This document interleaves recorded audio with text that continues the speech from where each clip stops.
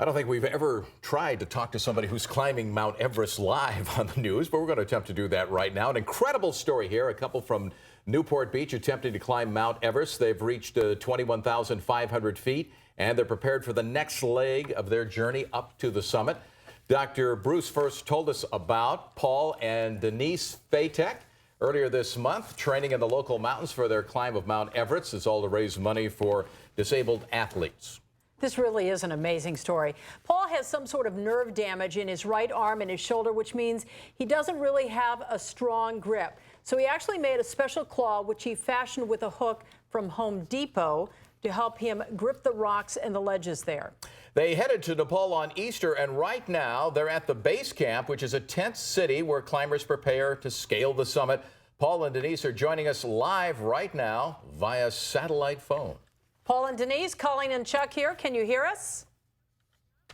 Yes. Hello, Colleen. Hello, Chuck. How are you? Boy, what a clear connection we've got. Oh, it's a great connection. Yeah. What time is it there? What's the weather like? Are you good to go?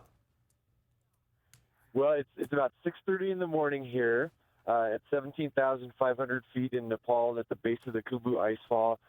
It's very cold. It actually snowed a couple of inches last night, but we're well prepared. We just came down from Camp 2 at 21,500 feet, and we're resting and recovering here at base camp. What's the weather like?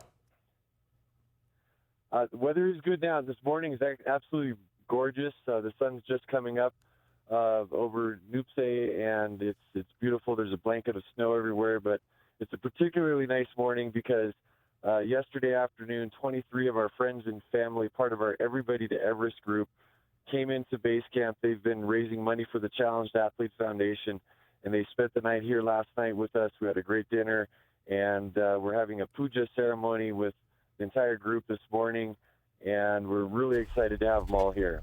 Paul, when do you make the final climb, the final leg of your journey here? Is that sometime soon for you?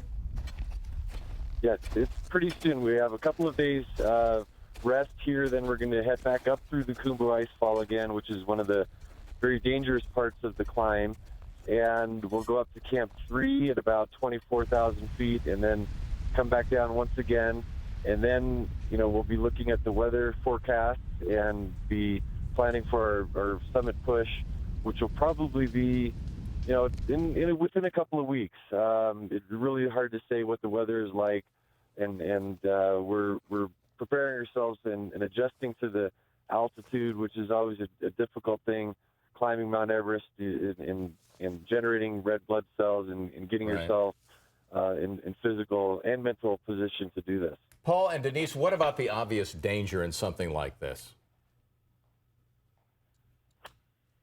Well, the dangers, really, we have an excellent guide with Mountain Trip and Scott Willems, and we're really relying on their experience and for them to be looking at the weather forecast, which they study constantly.